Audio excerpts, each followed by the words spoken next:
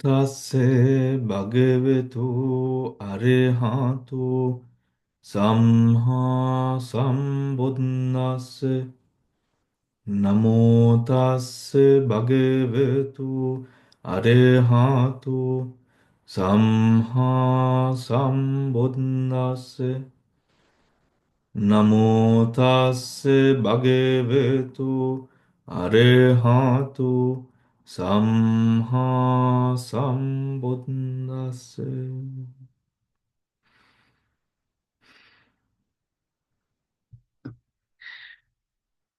Good evening, everyone. Let us continue with the Satipatthana Sutra that we started. Now, you probably went through the sutra in your own time, the Kevada. What did you think about Piyatan's? Did you see Piyatan's notes earlier before the මූලයට කලින් ඒ ටිකත් කියවද? ඒ කියන්නේ මේ සූත්‍රයේ this sutra starts. Okay. The commentary in this sutra is with the did you read it with the footnotes? I hope that you did, huh? Okay, that's Yes, Bante, with good. the footnotes. What do you think about those sort of footnotes that Piyatan has given? It is quite. I couldn't finish it. I read it, but I couldn't finish the thing. It's very Don't clear, worry Bante. about it. I think we will take a couple of weeks to finish it. Yes. Have And to understand also, Bante. ඒක Takes a long while. ඒක තමයි. ඉතින් good, good. So let us come to we have been right, yeah, with the four postures. All right. Me. The Satipatthana Refrain. Contemplating body in the body internally, or contemplating body in the body externally, or contemplating body in the body both internally and externally, or he dwells contemplating states that arise in the body, or he dwells contemplating states that pass away in the body, or he dwells contemplating states that arise and pass away in the body. Or else he maintains a mindfulness that there is a body, atti kayo, merely for knowing and awareness. And he dwells independent, not clinging to anything in this world. And that bhikkhus is how a monk dwells contemplating body in the body. I don't know about you, but I have my hair standing on my body right now. That is a summary of Nama Karmasthana, Rupa Karmasthana, Nama Rupa Karmasthana. You could go on to discuss all of the Vipassana jhanas through this paragraph. This is the Satipatthana technique in essence. Contemplating body in the body internally. Internally. Then ඉතින් mic ටික unmute කරාගෙන let us discuss this. What is body in the body, Bante? Body in the body. දැන් අපි Internally. අර කායේ කායානුපස්සී කියන එකනේ. අහලා තියෙනවා. කායේ කායානුපස්සී. ඒක නම් අහලා තියෙනවා. Huh? contemplating body in the body, Sujata. Yes, Bhante. In this earlier section here, api baluwane here how we contemplate now here the anapana sati is there. Then Oh, contemplating body in the body, kayanupassana kiwama, and how bhikkhus as a monk dwell contemplating the body in the body. අරණ්‍යගතෝ වා රුක්කමූලගතෝ වා ශුන්‍යාගාරගතෝ වා eh, පල්ලංකන් නිසීදී ඒ කියන්නේ having crossed his leg and keeping උජුංකායම් පනිත්වා සතින් isn't it establishing sati right mm, mm, may establishing sati then we mm, have the essence of anapanasati metana. Hmm? mm, mm, Anapanasati and how to reflect on the anapanasati proper. And we know that the anapanasati practice comes into that kayanupassana in the initial section of the Satipatthana. Hmm? mm, Kayanupassana. So here we see the Anapanasati, and as we continue then බලන්න මෙතන තියෙන four postures ඒ විදිහට දැන් කලින් ආනාපානසතිය ගැන කතා කරා සූත්‍රේ ඊට පස්සේ ඉරියාපත භාවනාව සති සම්පජඤ්ඤය mm, mm. සම්පජඤ්ඤ Complete. so we will be going on now then Sujata to your question what is Yes, Bhante. කායේ කායානුපස්සී විහෙරති ඒ කියන්නේ contemplating the body in the body the Buddha is answering your question here. Yeah. Yeah. So shall we let the Buddha answer, Sujata? Mm. Huh? Right. එතකොට එකක් so how do you dwell contemplating body in the body? You dwell contemplating body in the body may the anapanasati is one technique that you start contemplating the body in the body. Mm, In the Kaya Anupassana. Right? Now this is that end of the Anapanasati where it is saying, according to the Satipatthana or the Satipatthana technique. Then it goes into the Iriyapata, ඊට පස්සේ ඒක internally, externally, which I will explain the meaning of now. mm. Are make sense, Sujata? Yes, Bhante. Make sense? Okay. It does a little bit. Yes, Bhante. Okay. It does. Right. Thank you. Now contemplating body in the body. Now what do you think, everyone? Damayanti? Body in the body. No, what came to my mind first was like Asubha Bhavana. I don't know whether it is that's Contemplating internally, no? That is about internal things. internally. Hari. ඉස්සරහම Damayanthi internally කිව්වම how do we establish the parameters of that? From what onwards is internally? ඒ කියන්නේ දැන් ගෙදර ගත්තම ගෙදර දොරෙන් වෙන්න පුළුවන් නේද? නැත්තම් ගේට්ටුව තියෙන තැනින් වෙන්න පුළුවන්. Oh, it can. internally කියනකොට කොතනින්දන්ද ඇතුළට ගන්න? ආයතන වලින්. ආයතන Dwara. සලායතන Breathing. bases නේද? The bases. Damayanti or salayatana? සලකන. More or less similar නේද? Where that moment of contact occurs in the six doors. It's those, yes. නේද Damayanti? Yes. Now I got it now. Yes. ඒතනනේ. From Right. there to start. Yes.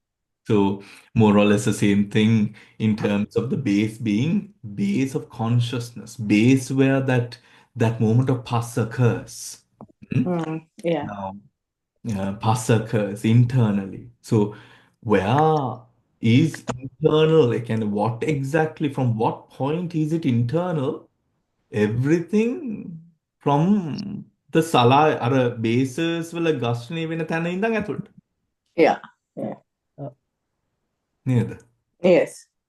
එතකොට 28 rupas, 89 chittas, and 52 chaitasikas that arise from that moment in.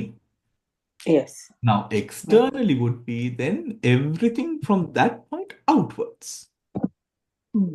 Outwards. Then ඒ තැනට කලින් ඒ කියන්නේ external. That is of the external world. Yes. That is of the external world. Yes. නේද? Then, yeah, now I understood what it is internally and externally. මේ මේ internally ඊට පස්සේ අපිට මෙතන පේනවා externally. දැන් internally බලනවා කියන දේ in saying internally, because why we are putting attention into this section is because, as you see, you would have noted that this is repeated again and again. Yeah. Neither. It is repeated again and again. So it must make some sense, isn't it? How do we understand this? කොහොමද මේක අපේ කර්මස්ථානවල වලට නැත්නම් how does this become applicable to us in our practice internally? Now, in accordance to, let us say, Venerable Pauk Sayadaw's teaching, right, technique, where Samatyanika Vipassana comes into play, here Satipatthana is Vipassana, right? Hence, Vipassana internally, what is the practice that entails, or what is essentially the practice here? The මෙතන ආනාපාන සතිය ගැන කතා කරන්නේ. කලින්. ආනාපාන සතියෙන් contemplating body in the body internally වෙන්නේ කොහොමද? කියන උත්තරේ දැන් අපි we have to be able to answer. Let's discuss. Over to you. හේමමාලේ Yes, Bante. මොනවද හිතන්නේ? Sante, when you do Anapanasati, Bante, you can notice the long breath and short breath. The noticing of, I don't know whether it's correct, Bante, noticing is internally from Notice. the different, yes, long, subtlety. Yes, හේමමාලේ. Yes, Bante. Yes. මේ long subtlety කියන්නේ මේ දිග හුස්ම රැල්ලත් එක්ක නේද? Yes, yes, Bante. දිග හුස්ම රැල්ල, when the breath is long, it is long. When it is short, it is short. When it is gross, if it is gross, it is gross. If it is subtle, it is subtle. All of these experiences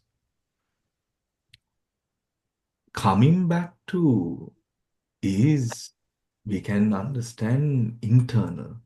හරි. ඒක ඇයි internal වෙන්නේ හේමමාලේ? Why does it become internal? The vibration is hence. The vibrate. Damayanthi අපිට මතක් කරලා දෙන්න definition එක මොකක්ද කියලා? What is the definition of internal? Contemplating body in the body from where it touches the body. From base. Point of from where contact rises at the 6 bases. Yeah, 6 bases where it touches. 6 bases where the object touches. Yes. Right? 6 bases where the object touches. Hemamali, when the object, which is the breath, the air element, how are we experiencing the air element? Breathing. How do we experience the air element? Manisha?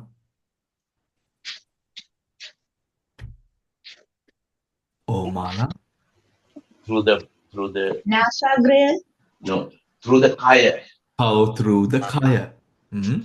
We experience the breath through the pottabha, the touch that occurs at the tip of the nostrils, or if one is experiencing or observing the rise and the fall of the abdomen, then it is the pottabha that we feel there, isn't it? The touch, the essence of touch.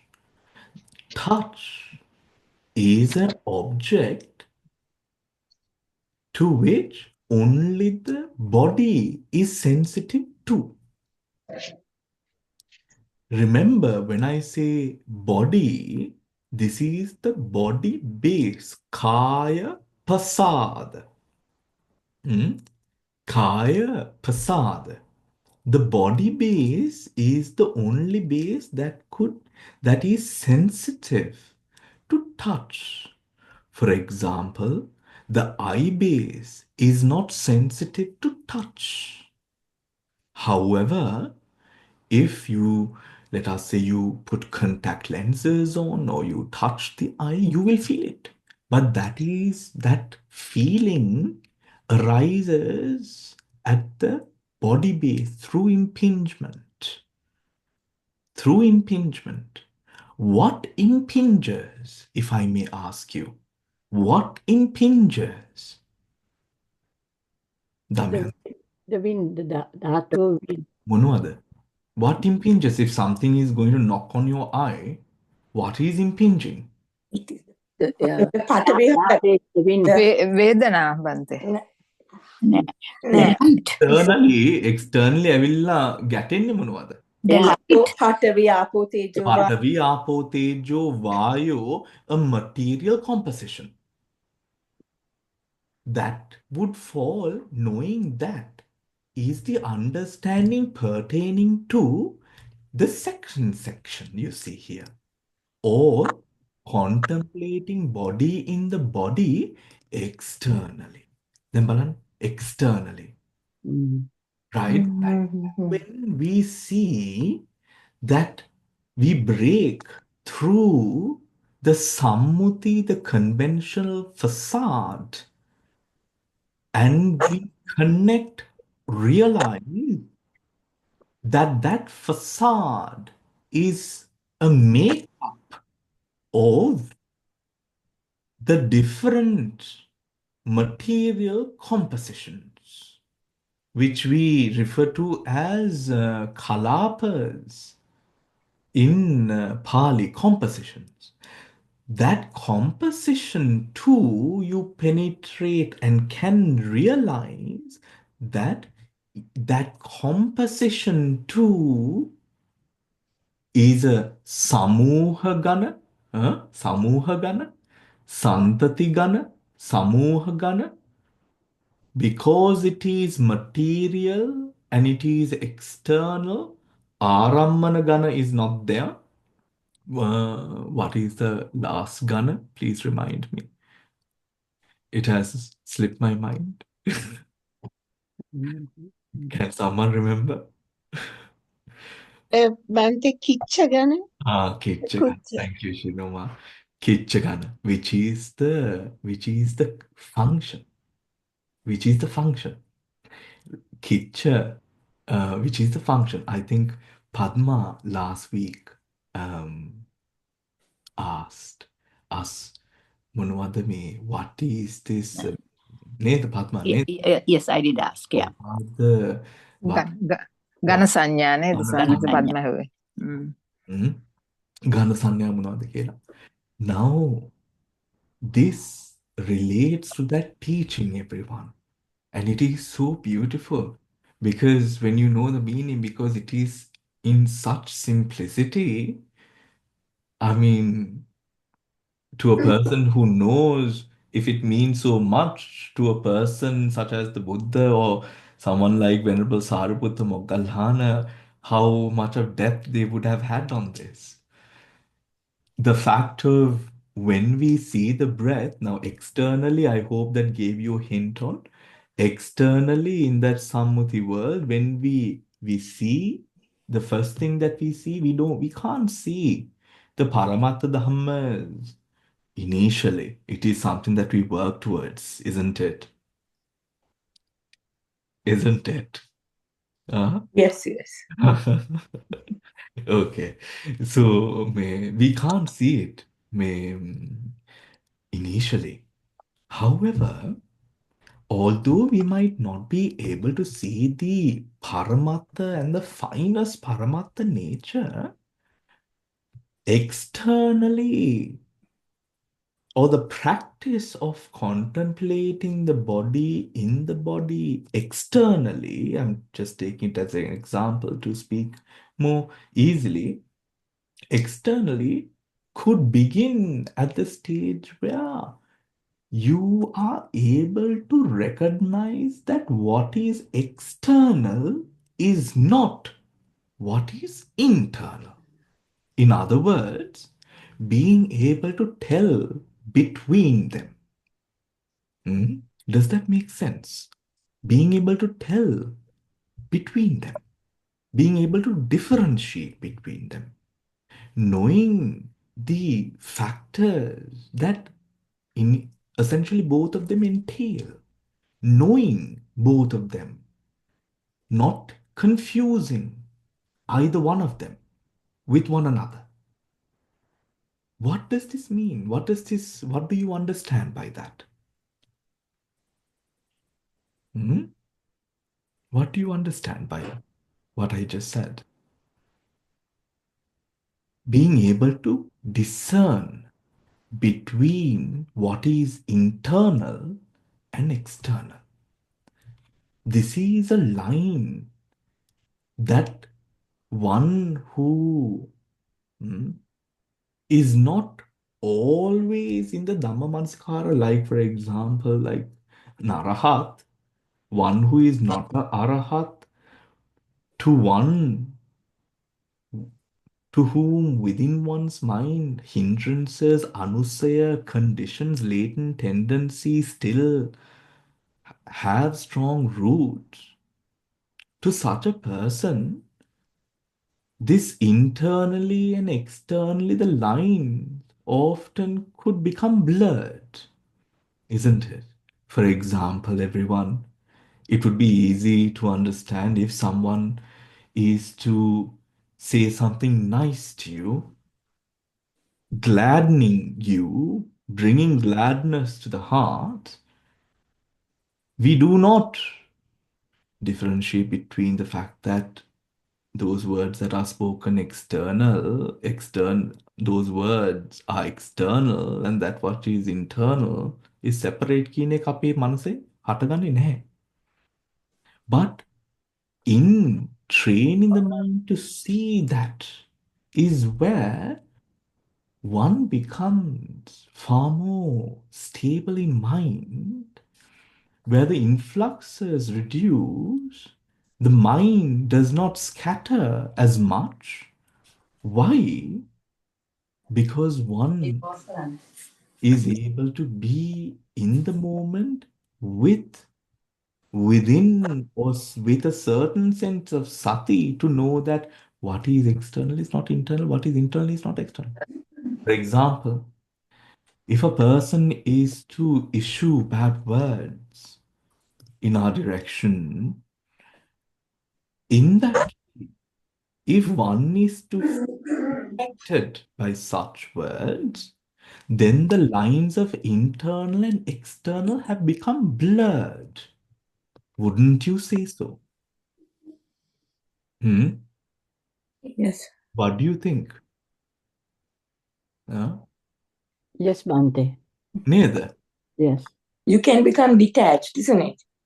You can become now detached in the sense you're also detaching because there is an internal and external. Separation. Yes. Separation.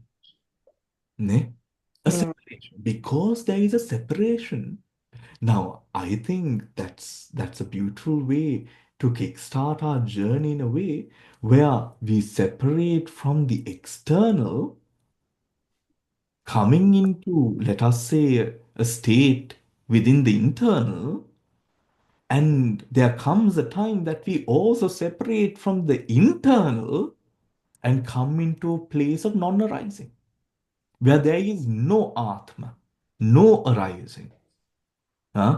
But to come into such a beautifully sublime state requires prior training and practice, isn't it? Yeah. Lot of training. Sharpening of the mind, sharpening of resolution, the power of determination, sharpening of one's virya, one's sati, one's ability to have wisdom, insights occurring right at this moment where it flows into word, speech, and the mind. Hmm? It requires training. This is that map, isn't it? So when we say internal contemplating the body in internally, we observe the breath. That breath in the anapanasati, let us discuss the extent to which we can go to see internal. දැන් හේමමාලේ එකක් කිව්වා. මේ where we observe the long breath, the short breath, the blissful, the subtle breath, the whole body of the breath, the subtle breath. ඊට පස්සේ at these places කියලා හේමමාලි කිව්වා. What else? Meaning, you can see something completely different. But how do you, in this moment, then අපි ආනාපාන සතිය කියන දෙය, ආනාපාන සති breathing meditation is something that we were all practiced, isn't it? In that practice, so contemplating body in the body internally, make me internally කියන දේ කොහොමද තමන්ට, how has that been understood by you as internal?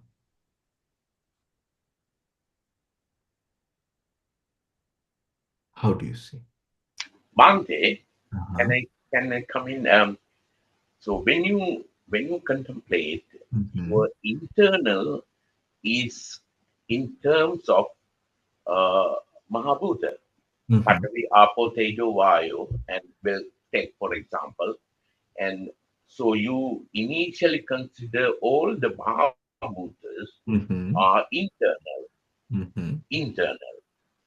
Okay. And there's a technique, I don't know whether you will explain that one. There's technique that what is external is initially it's a voidness because you can't repeat the same Mahabhuta for the external.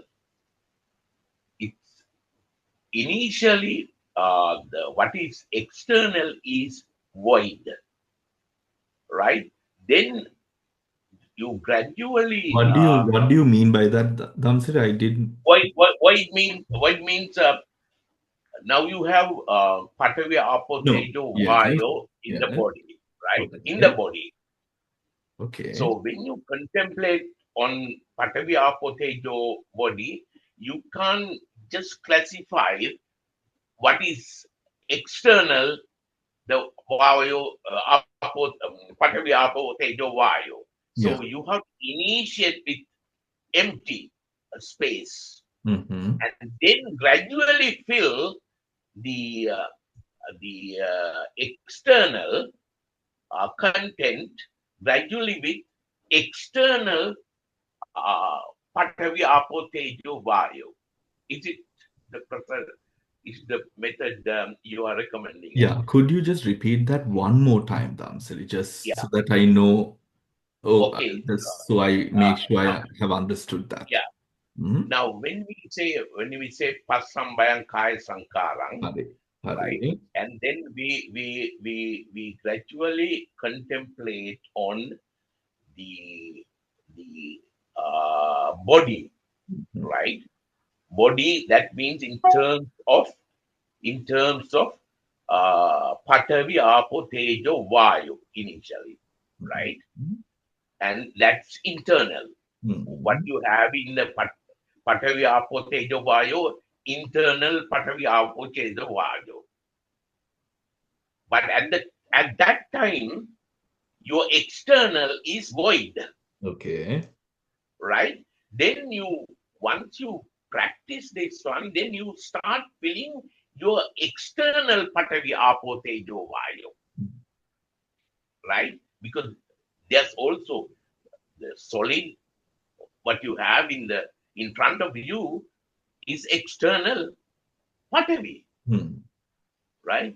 So watery stuff in front of you is external apo. So that's a gradual process of filling the ajata and mahida concept in your mind.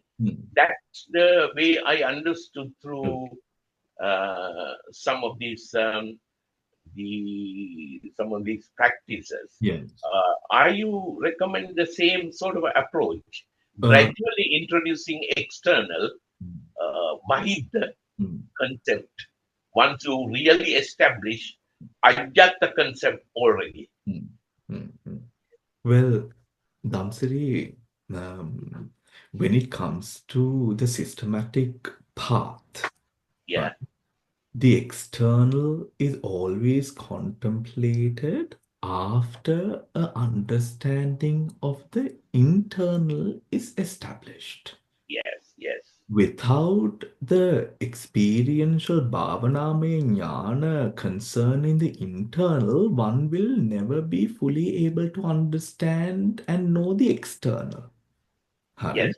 Yes. Yes. For That's example, what I'm telling you. Actually. yes, ඒක That's තමයි. ඒක exactly. තමයි Yeah. Damsiri. Yeah. Yeah. Yeah. මේ- Yeah. So, internal and then external. Yeah. In terms of the mention of void, Yeah. when the mind is established within the internal, Yeah. then because of the sati that arises towards that which is internal, Mhm. the external becomes anarammana. Yeah. Oh, okay. Hence, there Yeah. is a void. ඒ කියන්නේ Yeah. නේද? Yeah. That. Okay. Now, I understood clearly. නේද? මේ Yeah. Yeah. hence there is that අනාරම්මනනේ. Yeah. Anara. Yes. That's right. අනාරම්මන. Yeah. Yeah. Because we are not taking that as object. Yeah. And we all experience that when we are in in a deep place of our meditation where sati and samadhi has now arisen, we are not concerned, not the slightest concern arises towards what is going on in externally. Yeah. Mhm. Yeah. Now, that stability comes from that sati taking the internal Mm. as object. Yeah. Then third part, Tamsiri, is how do you introduce or how do you transist from the internal onto the external? When to do it, isn't Yeah. it? Yeah. Essentially. Yeah. Huh? That's right. When to do it. Yeah. Now, I think, because we are not mechanical robots, not Yeah. yet at least, not yet at least, because we are not humanoids in Mm. that manner, we go on an organic journey, right? And I think this transition of understanding that which is internal and then that insight flowing into that which is external gradually happens when one establishes or understands what is internal. එන්න ඒකට කියනවා Venerable Mahasi Sayadaw Yeah. explains this beautifully, where he says everything we are able to cognize is only that which arises within the six sense bases. It is only that which has previously arisen and ceased, or that which is arising. It is only through these that we can surely know what is external, because what is the world, excuse me, the world, because that is our world, the six sense bases. When one establishes this, then when you see, open your eyes and see, then dhanna metana, you know what your boundary is. Huh? Yeah. When you know what your boundary is, then anything beyond this boundary is also then me, because you've seen what is inside. You see that what is inside is also in the same nature what is outside. That is, I think, the first place where one, according to the way the Buddha has taught and per the teachings of Venerable Mahasi Sayadaw, as he explains, how we start connecting our insights that arise internally to objects that are external. Objects that are external. Now, let us say you have experienced in you meditating, and when you've through your journey of meditation experiences, meditating on good days and bad days, one comes to give attention or to be aware of the fact of, let us say, pain. Pain. And what pain can make you do, let us say, in that manner, right? Now, you see this in your meditation, meaning pain is there, and because of pain, how certain thoughts can come or behaviors, or you're contemplating about all of this internally. Internally. Hmm?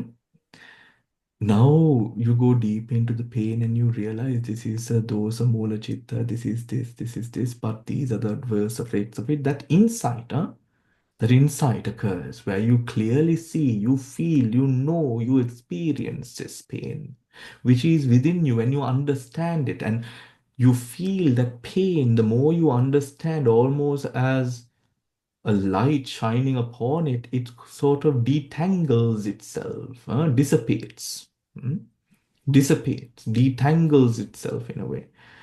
When the mind stops sort of getting entangled and causing further entanglement, and when detachment arises, when you're able to see this as a Dhamma, as a nature, as a self, through a selfless observation,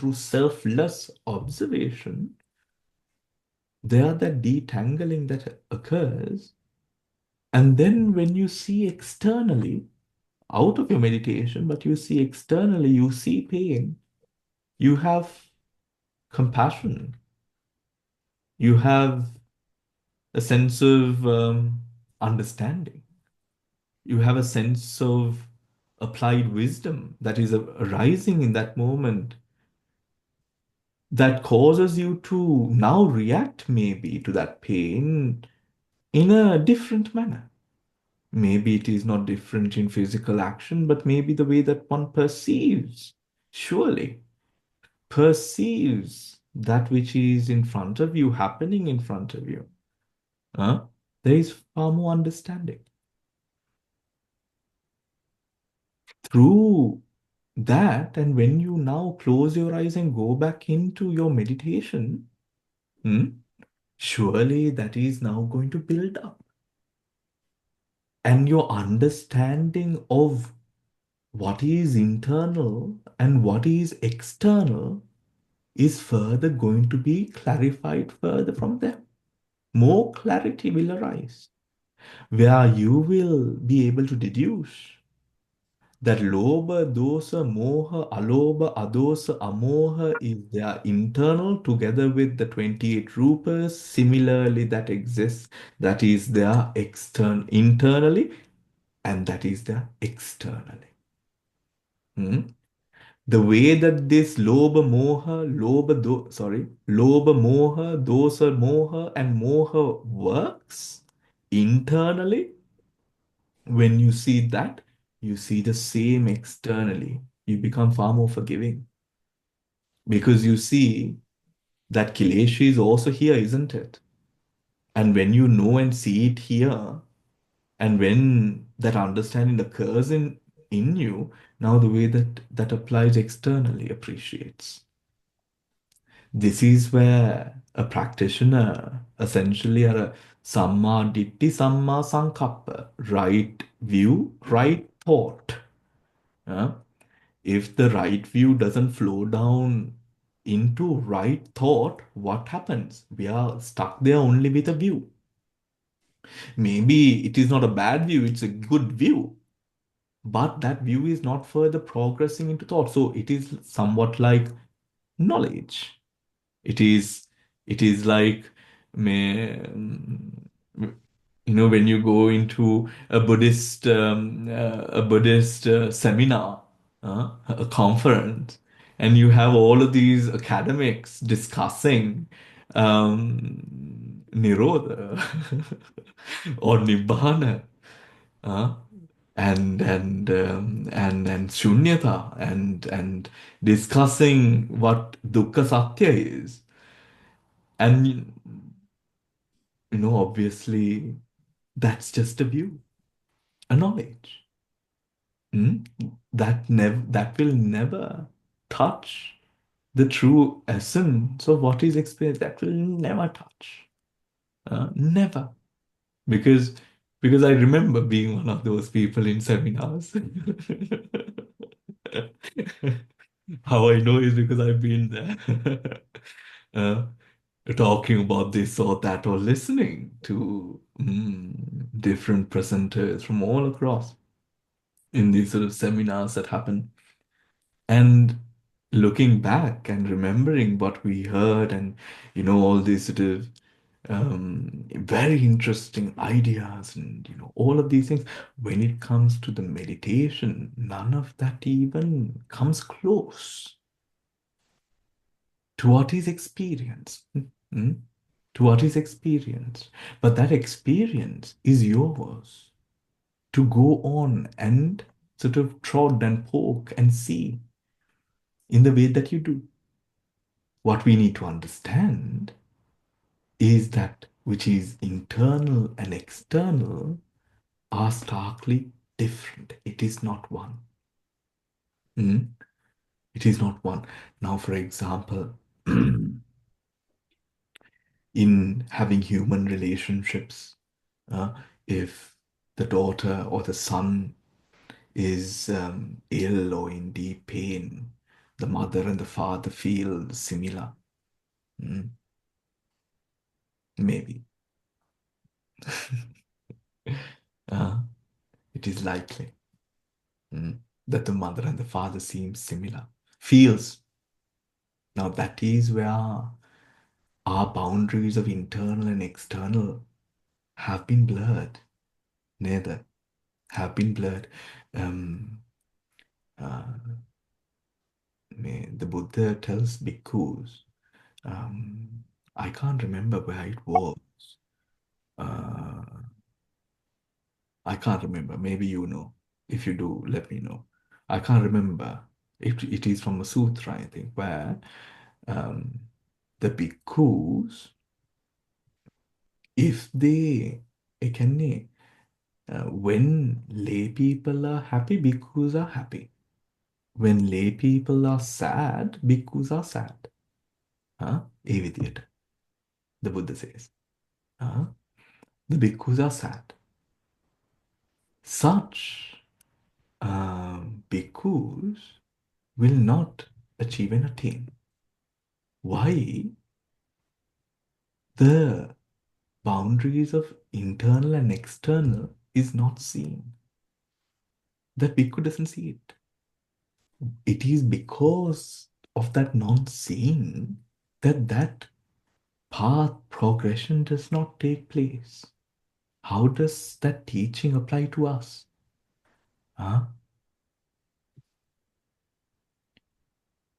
During the election time. During election time. You see, internal, external. Now, this is not to say an election,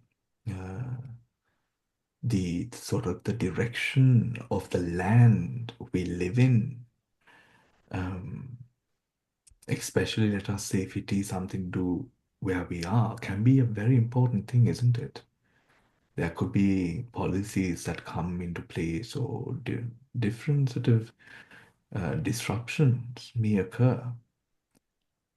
Here, it is not essentially in having interest, but it is in not knowing what is internal from what is external. ඒ කියන්නේ, when the news begins to bother you, the line is now blurred, meaning you've lost something. Now, pain of the external world has caused pain in the internal. Pain in the external world has caused pain in the internal.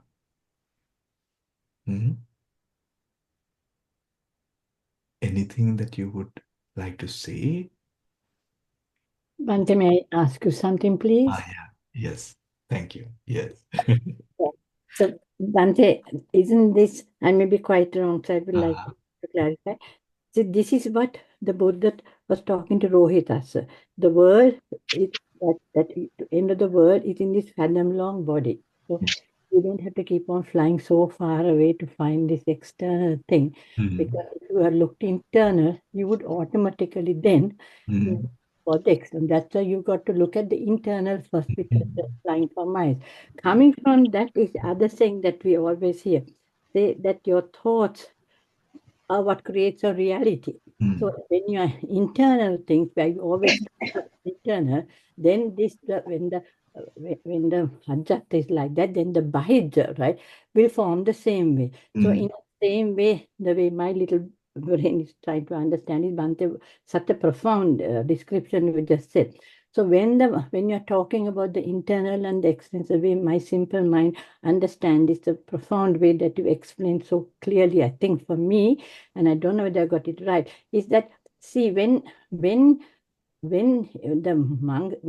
lay people are happy, if the monks are happy, and when the lay people are sad, if the monks are sad, then your sati has got blurred. Because the thing is, that means that you're really just reflecting what is happening there outside without seeing the separation. So therefore, that is what we are doing now, or I'm doing now, because that is Pratagdana. But of course, when we keep on practicing, that time of separation is very, very less. Like, for example, today I had to take out somebody whom I've had major differences with from Sri Lanka, but was coming, and today was the only day they had done. That's why I got late to come. So I changed the times. I had to go, and then I was listening in the car, and then I came here and put on the computer. But the thing is that for 3 years, I had, because of a grievance, because of something that was totally done wrong, which normal anybody will say, I didn't go to fight, but I couldn't make up my mind to rise above, to forgive, and to do all the rest. So what I thought is, I'll just stay away. But now, because of all the things you're saying, and we are reading this, and we are going into so much of detail in the Sutta class for me, and also some of the Thursday classes I listen to, what I realize is actually the one who is losing is me, because they are not interested in progressing on the path. I'm the one who is interested. So I made the effort today not only to go and see them, to take them out and take them somewhere where I could give them a meal that they liked, despite the horrible weather, and I didn't want to go.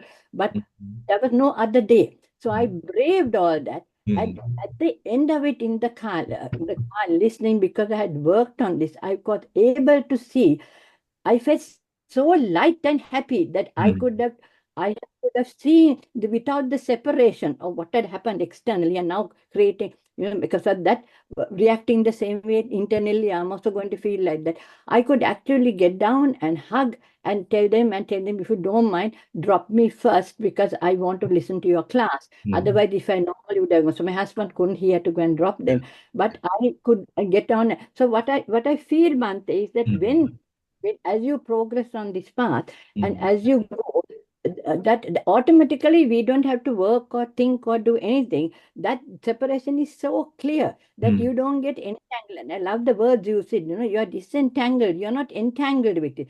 So your thing, because you're progressed on the path, you see that If you are going to have thoughts of lobha, doha, and moho, not ever whether the cause is right or wrong, nothing to do with it. But if you have those, then you're automatically with the chitta vittis and everything that happens and cause and effect, you are going to, within yourself, you are going to keep on propagating those thoughts, which is obviously going to lead you further and further away from the path. So, because of that, Bhante, it's so very important in the Bojjangas that you have sati, that you have this mindfulness, that when you see that what is external there is external, but first of all, for that you have seen your internal, and because the internal is so very sound, it never gets entangled with that. So therefore, while we, on the other hand, we see that, and then we are aware because of all the teachings and the practice that, oh, if we get entangled, then we know we are also going to go that way. So because of that, for a moment we get that, but very soon, if you can bring it to the fact that this is internal, and now we are doing it volitionally with intent, right, and intention. But therefore, the arhats, they're already there, so they don't have to do anything. So basically, Yeah. that is the path, Sure. and this is Sure. so clear, Bhante, the way it tells you externally, both internally and externally. So if you can start looking in, that's the way I understand. I don't know whether I'm thinking. That is good. You gave a good summary as well, which now I don't have Thank to you. go up until this point, which is great. And I must also Thank tell you, you, Bhante, dear, for all I your must, teaching and I, inspiration. I Thank must you, Bhante. also Not tell you, Dil, that thank you for being so genuine and honest about, because, and open. And I think that is beautiful, and that is something that I really appreciate, because it's easy to speak about when we do good and we are able to have that loving kindness and compassion, but it's difficult to say when we don't have because you don't have always as well, focus isn't it? the When rational, hurt. logical mindset, they did a wrong thing. And in every legal, everything, they've done a wrong thing. So the No, logical mind yeah. will never accept. Yes. So thank you, Dil. Now, I to add on to that, from that last point where the Arahant doesn't have to do it because the Arahant is already there. Hmm? Correct. Because the Arhat's ditti, Samaditi, is aligned with that of Arhata wisdom, there is no mind or no anusaya in that mind to cause the slightest influx of mind, where the mind could go and wander off, and no restlessness, no avidya, none of that. None of that.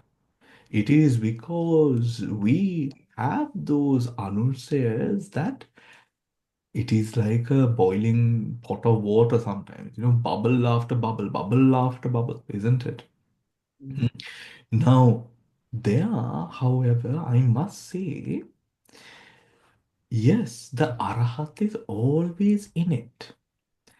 But when the mind is established or with a certain discipline, then not a bogus sense of discipline, a true sense of discipline. What I mean by a bogus sense of discipline is where you're just doing it to please someone or whatnot. No, not that kind of discipline. A discipline which is embodied. Hmm? A discipline that is embodied without a great effort as well, because this discipline is established through sati, samadhi, wisdom, shraddha, and virya.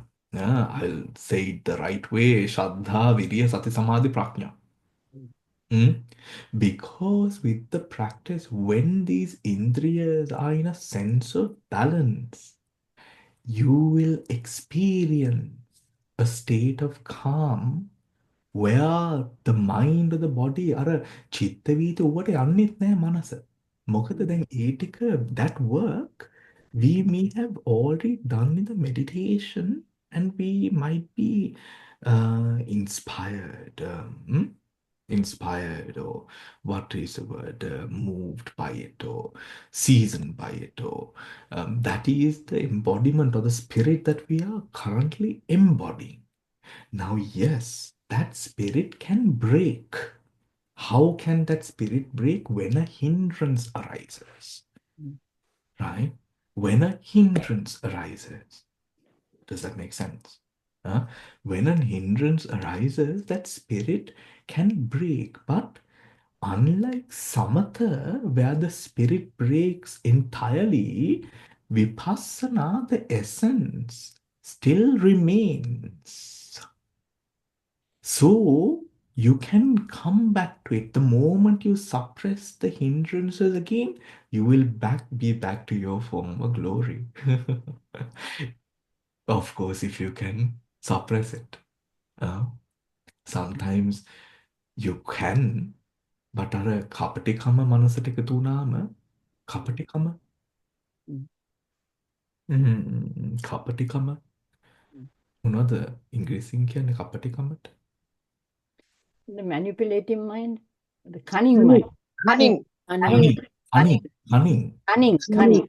You're so cunning. You're so cunning that කොහොමද කනින් වෙන්නේ අපි? Cunning, yes. How do we අපේ මනසට අපේ මනසට so that Give excuses. meaning Give there you go. excuses to ඒ කියන්නේ දැන් මේක when we become මේක සෙල්ලම් කරලා නේද? දැන් මේ hindrance එක we become then ඒ වගේ how that happens when the shraddha drops. Yeah. You're That deceiving happens me. when the shraddha drops. That is when the deceiving starts. Hence, that is why this meditation or this practice is so sort of sacred in a way, right? Sacred to us, right? Where we protect it and we don't really talk about it all that much either, right? And with a group of people or whatnot, but we have essences. But the Buddha has always said that this is something that we must protect, protect from harm, always. And in doing so, when you have that respect for the practice, then it is far easier. Shraddhava, yam kisi vidyakata, when you have one indriya, right, it's easier. But if you get cocky about it and start playing around, now you will need to awaken deeper sense of Shraddha. Because it all works because it's all your faculties. It is like a rubber band, isn't it? The more that you stretch it out and the more looser it gets, you're not getting another rubber band. You're not. This is the only rubber band you have. So you training it, you doing what you have to do with it with this mind. There is no other mind. It is this mind.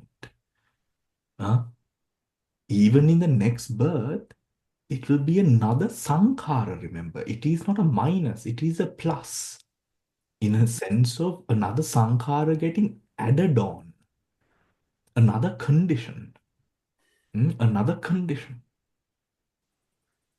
Doesn't mean that this condition has been wasted away. This condition's essence is also there. So the more that we build, more sankharas, more sankharas, more sankharas. When a person is thus established in a sati internally, අර calmness එක තියෙනවා. නේද? That calmness is there. Where, because of that insight, when you see these things, because of that insight, it is strong. It is strong. It is always good, everyone, when we come into this again. If you're trying to come back into it, coming back into it strong, we have all these goals, with our practice. It's so much, it's interesting, if anything, to view it in the way of the indriyas, I believe. because it gives you such direct scope in comparison to just thinking like in general. Because when you do this again and again and again and again, and you realize, අර බුදුහාමුදුරු කියන්නේ චේතනාහම් භික්කවේ කම්මං වදාමි, there is nothing more truer. If the chetana in this present moment is pure, strong, determined, with all the bases to the tick, it will happen. Hmm? It will happen. You go into a deep samadhi where the mind is so pure, nothing, no chanchala, no influxes, no hindrances, no dosa, and with one pointedness, you wish for something, it will happen. But the thing is, such wishes which are compatible to arise at such a thought level is also cause. Remember? Then හැම විශ්වකක්ම දෙකන්නේ දැන් ලස්සන වාහනයක් දිහා බලලා දැන් මේක මට ඕන කියලා සමාධියට ගිහිල්ලා වාහනේ ගැන බලාපොරොත්තුවක් ඇති කරගන්න. You can't do that. Huh? It doesn't. Now that sort of wish, you can't. It doesn't even rise into the occasion. Yeah, I don't think someone, I mean, there could be because manifestation is all the range now, right? But it will not come into that sense of power. But when you have a true sort of real need, maybe, තමන්ගේ ගෙදර යම් කිසි වැඩක් වෙන්න හරි පුළුවන්. ඒත් අර purity of intention. Not all need is dirty. Huh? Not all need is like පිළිකුල්. Huh? There can be need which is like then ගෙදර සිවිලිම. If the ceiling of the roof of your house needs to be mended, it needs to be mended. There can be a dire need. And through that genuine need that arises, which could come into a moment like that, it will happen. That is the power of the mind. Here, contemplating body in the body internally, when we discuss what is internal and external, here we must take internal. We have the breath internal, the body base, where the breath impinges upon the body base, right? The body base. So when the breath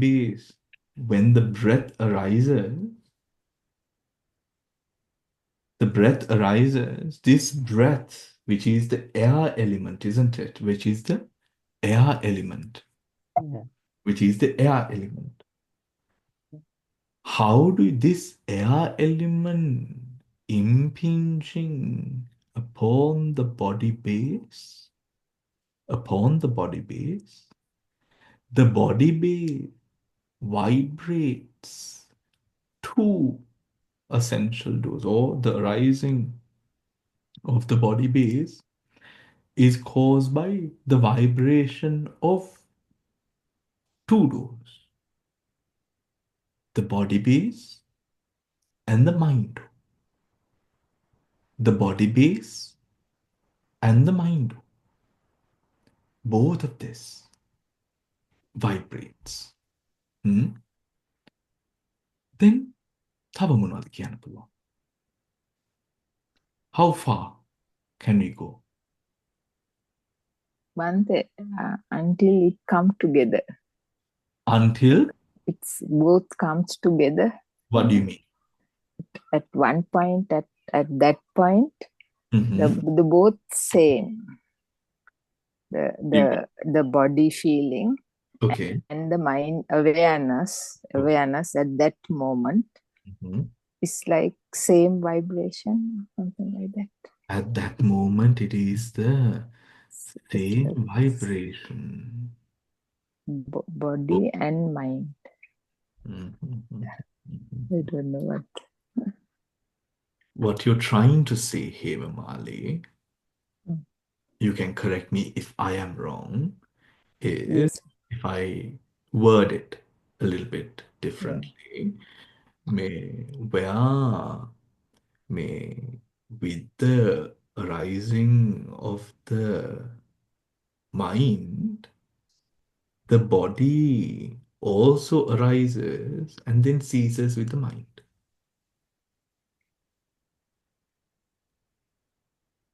Yeah. Yes, yes, but very, very subtle, Huh? yeah, very subtle. And they both goes like together. Uh-huh. Yeah. Okay. I don't know. When a thought arises, and that's why your thoughts will create your destiny. So the thoughts come first, and then the matter follows after. One thing I want to ask, when you're talking about manipulation, yes, the people now all are focusing about manipulation, but the desire has to got to be pure, and it has to be a chanda where vimamsa comes in and discernment comes in, and where it fulfills the purpose for which you are born, which is all of us have been born. If we were arahats, we wouldn't have been born because we are not complete and whole. That's why we are born. We've Yeah. selected all what to happen, our parents, everything. All this, what is happening in the world and why we are here, with it in Sri Lanka, all that, we have chosen this. And why did we choose all this to different extents? We have got strengths and weaknesses, difficulties and challenges, and we have things to support us because each of us have come from a different samsaric journey. So we have got different pluses and minuses. So when you do all about vibrations and energy, you realize that where you are and what happens to you, whether you lose something or something, the logical brain, you can say, ah, that one stole this and this one did this, and it is unfair, I lost my job. But really, you have selected that because that's what you have to do. You have to realize that this is all hetupala, and therefore, obviously, when you see something, automatically you realize this is what you have come to transcend and transmute. So that's where the duality comes in. And so you have to have compassion and forgiveness and all these patience and all these other things that we develop, the Brahma Vihara, because that's what we have got to give. So if you think of it like that, if you want to have this fancy car or fancy things, the intention is very not pure because that's full of tanha that you want something, because that's what we have craved and that's what you've got to transcend. So that's not a good thing. But if on the other hand, if what you're is to be able to progress on the path and do things, yes. And even for the monks, you have to have the four basic needs. So if your roof is leaking or if you don't have any hunger, doing something is perfectly all right because those are basic needs for this vehicle that we have got, or this temple of the soul or the spirit or the atma or whatever it is we have to, you have to look after that. So if the roof is breaking, if something's happened doing that, it's perfectly all right because that's not that you want to have the most fantastic thing. But basically, if you can't have a leaky house or where the or where the insulation is not all right, you're going to fall sick. You're not going to do any good. So when you see things like that, this whole thing becomes, this feeling of grief, sorrow, lamentation, despair, and disappointment, and blame, and judgment, and past. All these things fade away little. I'm not saying that we arhat or anywhere near, not even sotapanna, but for me, Bhante, that every single thing, it's this practice you do moment to Mhm. moment, right? Yes. It's Still, that really is Bhante. Sorry, Bhante. yeah. Thank you, Dil. Okay. Thank you, Bhante. My screen is stuck, so I'm unable to sort of do anything. Let me see. Can you all still see the document that is up? Yeah, we can see that. Isn't it? Okay. Well, anyways, I was trying to share my another screen, but if we continue internally when it comes to the breath, internally or any other dhamma, if it is internal, the dhamma has to then relay down to the internal, respective internal base. For example, a mental object arises in the mind, meaning a thought.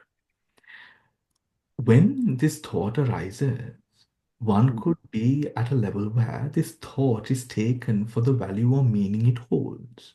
Now, this would mean that the meditator has now got distracted with a conventional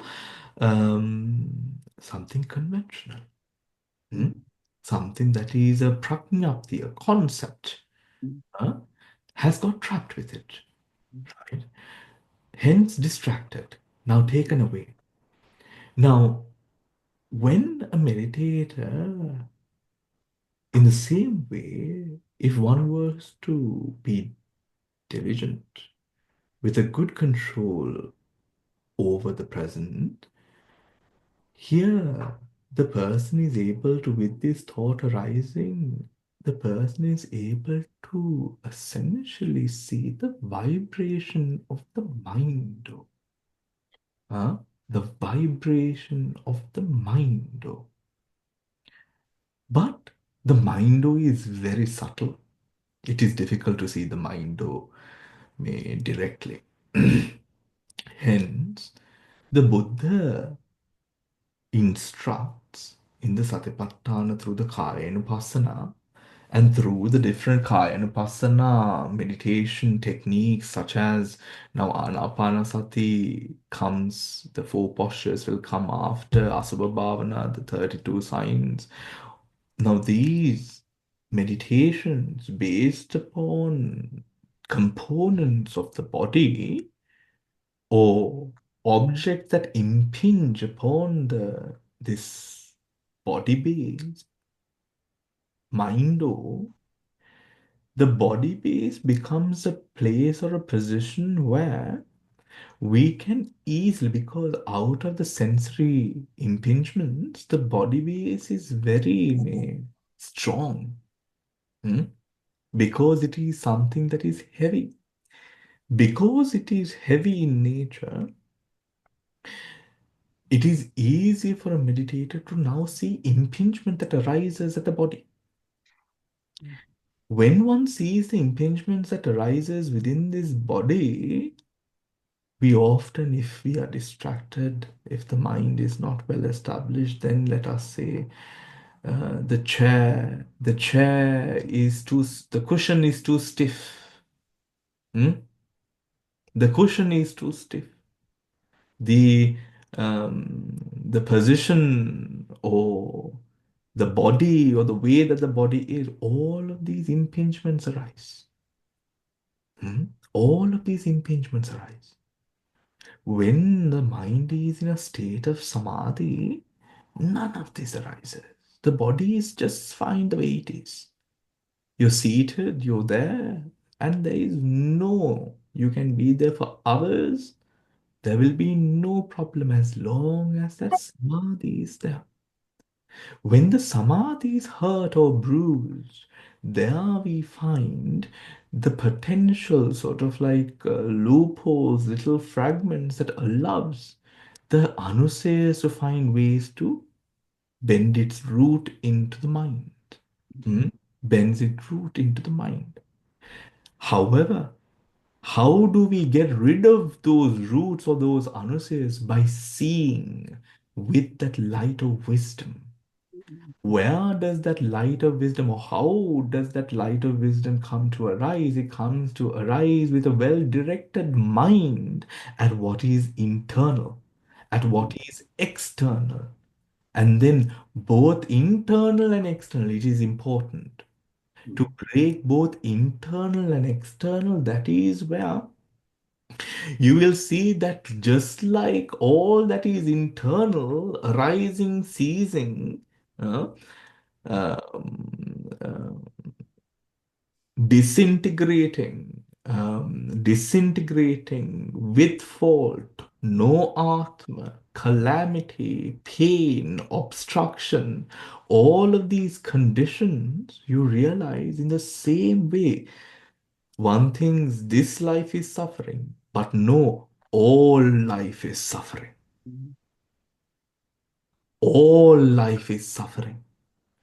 All life is suffering. Why? Because all life, whether rich or poor, tall or short, or white or brown or black or beige, all suffering. Because in every position, from a moment of arising, there is the burden to continue. And then it comes to cease. With everything, if a volition arises and you're doing something and you're in the middle of doing something, you're in a moment of influx. And the mind constantly is in influx. And then when we become agitated, stressed out, worn out, tired, then we seek peace. Then we seek peace. And then we realize again and again, now I'm seeking peace for a couple of days, and then I go back to the rat race again. And then again, you end up seeking peace. This will continue, isn't it? This will continue. Huh? This will continue on and on up until one sees that there is no getting away from anything. That wherever you go, even if it is in the Bahamas, even if it is that you're relaxing on the beach somewhere nice, there is one realizes that there is nothing nice. One realizes that when the mind is stuck on a view, this is nice, we are just manifesting views, manifesting the way that we think a thing should feel to us, isn't it? It is almost as if when a person dies, and if the person is close to us, we feel a sense of I don't know whether this is for you, but but you feel a sense of compulsion to be sad when a person passes. Especially, um, I've told you when my father passed away, it was a bit difficult because I feel like everyone was watching me and waiting for, just to see what emotions were there. So you feel a little bit stressed out and maybe even wish, would it be, we no wonder whether you're reacting or acting right. Because why internal, external? In being able to realize that internally and externally, that is where one realizes that there is no running away. There is no other state that you could come to that you will be free of this, right? And even in the divine realms, such distraction. The divine realm is a realm of distraction. It's a realm of pleasure, unsurpassed, they say, and that is a distraction. I mean, just like any relationship is really a distraction. We know it. We wouldn't say it, but it would be difficult to do and make legway when one is obsessed with something or someone. If one is completely obsessed and completely taken aback by desire, then you will not have the attention, the time, the span of what is required by the path. Attachment can be a very dangerous thing, isn't it? And I think some would be quite lucky in order to have a relationship where such might not be true to them. But I am also reminded of Venerable Mahakassapa.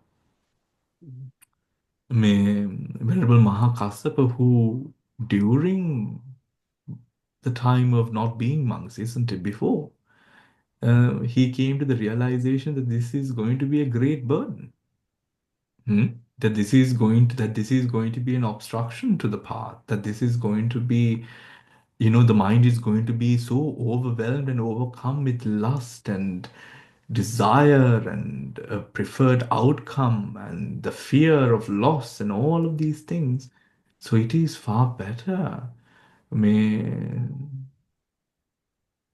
where to the path where one is able to be an island onto oneself. But of course, this is not an easy thing to do. And I think a person's faculties also need to be developed with strength of mind to a certain, but it is not impossible. I think with right effort, one comes to realize that when the mind is free from that obsession, from that control, from that sort of wanting, the mind feels far more liberated and at peace, far more clear.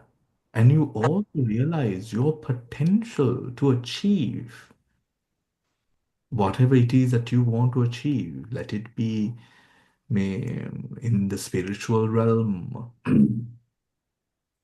in the spiritual material realm, or the material realm. May you find that, of course, you will have may the ability to sort of do different things. But most importantly, regardless to the material realm or otherwise, for the spirit to grow at one point or the other, the meditator has and will come to realize this truth, that you do not have to embrace and cling and crave to love, that you can have and you will have and possess the deepest amount of care and loving kindness to beings that are close to you and far from you, without that sense of embroilment, if embroiled, without being embroiled in something or someone, where one is able to love and feel deep sense of fulfillment from that love and care, but free of this sense of, I don't know, murkiness. Huh? Uh,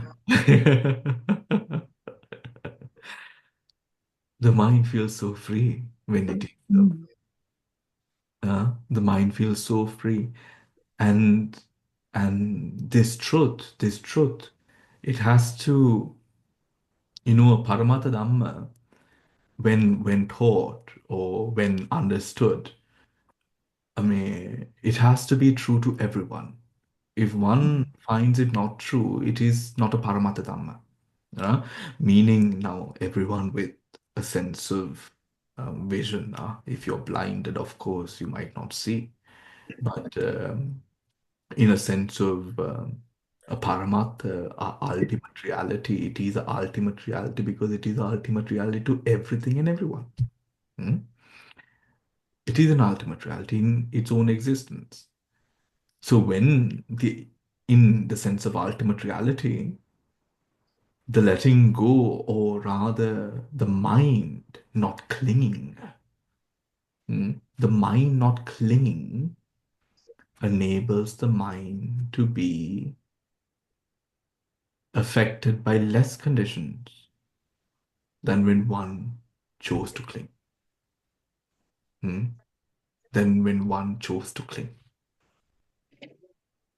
And as we progress further in the path, in whatever speed that you would, you realize different layers, different depths of this same truth, of the fact that when we do, and it is in letting go of initially certain views, certain misconceptions, all views, misconceptions or views, greed, lobha, moha, letting go of those things, um, hatred.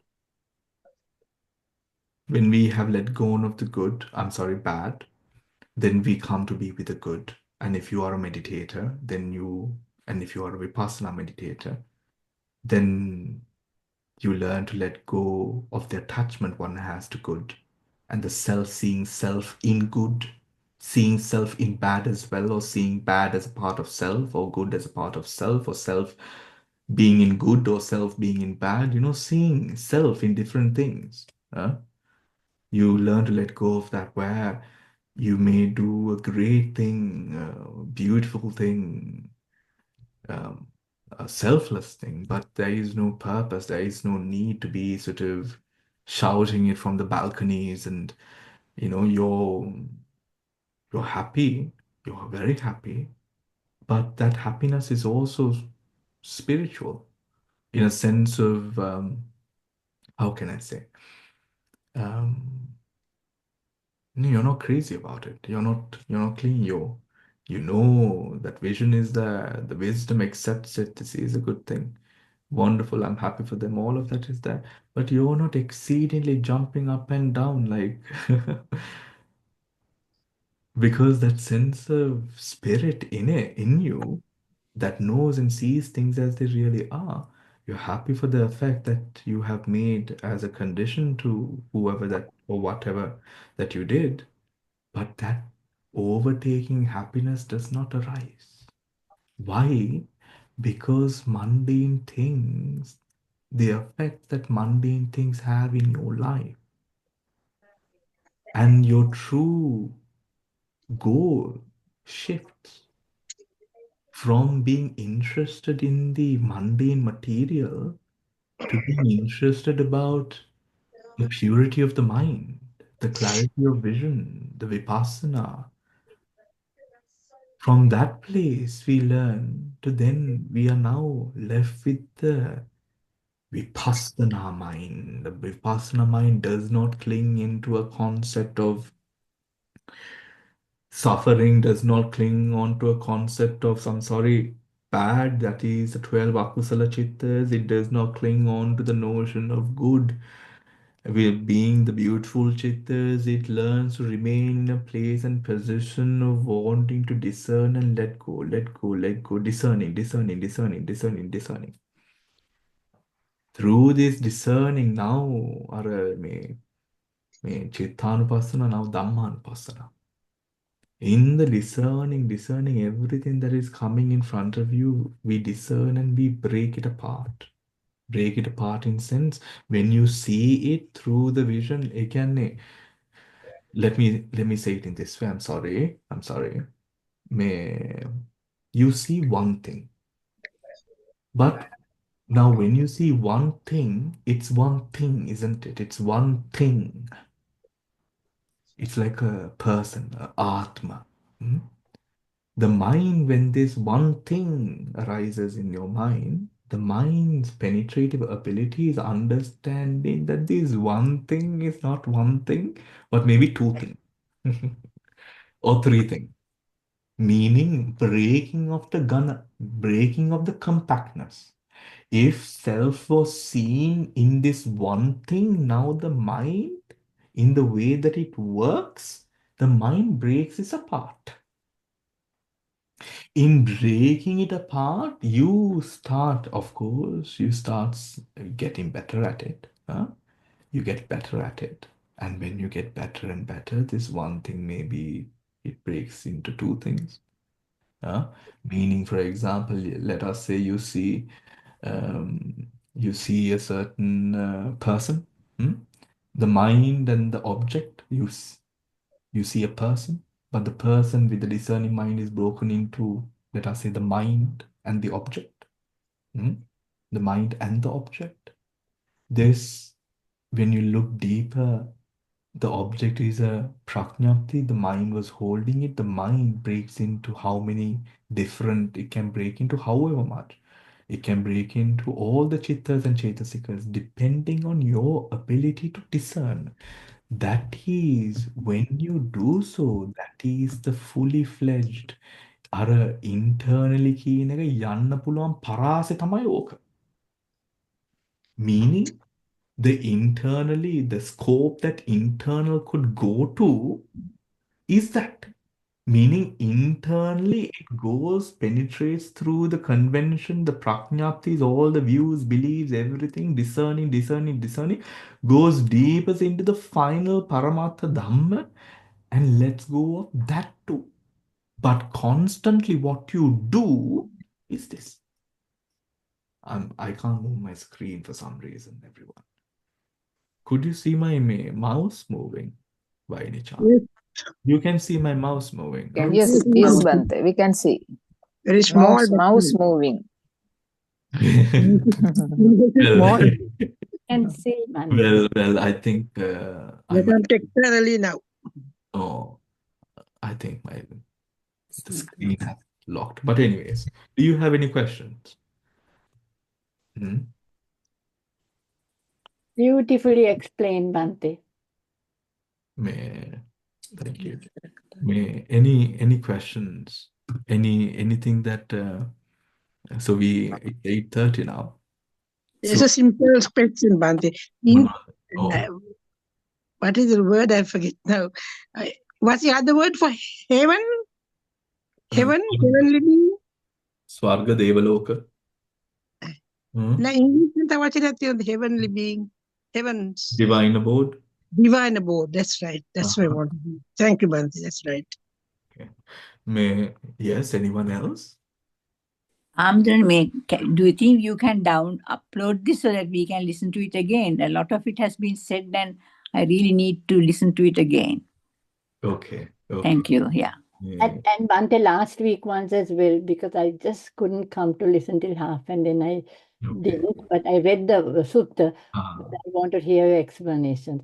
And Bante, I was somebody was just explaining today. We talk about this happiness. You said we are not jumping for joy. This Nirami says to go. But somebody explained, among that, saying that it's like we get envious and jealous is an issa. So when you break it right down, that little the thing that comes down finally to chetik issa. But then you have something else where we say mudita, which is appreciative joy. So if you can see, if you can have without the envy because somebody else has more than you or whatever, and have that appreciative joy, instead of which when we feel envious, when normally we as humans feel envious, and we wish we had that, or they don't deserve, or whatever, he has stolen the money and done that. We say all these kind of things. So that's it. And if you can, without having that, when you break it down finally to kitchen, the function, the last, the Ghana, the Sambuti, when you break it down, and if you can see that whenever we feel that thing of itsa that comes in, instead if you can have mudita and really have appreciative joy, that's a kind of happiness, not this happiness because we found the best thing we want or the partner in life or the house we want. That's not what this happiness is. That feeling that because then those bounds of separation of I and you and me are gone, and that other one is like you and he's doing well, and you can genuinely feel that's how they explain it and say, what this kind of happiness is, man. That's just something I heard, and it was so beautiful that I just thought I'd share it. Because we always wonder what this happiness is, because you very often when you meditate, you have these vibrations, you have these exquisite feelings. And I remember when we were on our retreat, and you allowed us to speak to one of the sayadaws, and I remember he said, yes, now you are always in this bliss. But then this gunner, you must not quickly get. And then you called me and told me, and then I started breaking, and all that bliss went. And I was thinking, gosh, Bante, I was in such bliss, and now everything is gone. But when you do that, and when you keep on practice, not so much when you're as much as you're seated, but every single thing that happens, you watch a vibration. And when you know in terms of energy, the contracted states and relates to all these beautiful chetasikas we have, right? The ethically variable and things. But the thing just because you're constantly doing this neuropraxis, and when if you do medicine or if you do anything in neuroscientific, that the neurons are regenerating. So if you have a grass path, and if you keep on walking on that, right, then the path will remain. But if you start going with our, all the sankara that we keep on going on this, the dittis and all that, tanna, dittiman, all these things we go. Instead, if every single time, whenever you're mindful and when you do the bojjangas, you know a little bit of Dhamma, not so much, but you make the effort and the practice, and you calm your mind, and then you go. When you look at these things, you can at once feel all these unwholesome things, when the shameless, the restless, somewhere you feel a difference. And at that moment, we are not rahatam, but you realize, That's where my path. Now self has come into it. That's why we are feeling. So all these things are saying one thing. They are like lights that go off in your mind because the thing falls in quite away from the tiny, tiny word that you sing, but the overall picture. Bante, your teaching is so fundamentally enlightening that I just have to share and say sadhu, sadhu, sadhu to you. Every time I listen to you, Bante. All right, thank you so much. But all right, everyone. Any more questions or areas that you did not understand? Anyone? All right. So then, Nante, Manwat. Bante, Yo, oh. we have stopped at Ajatang wa kaya kanupasi ay Bahidava kaya nukaya kanupasi viti.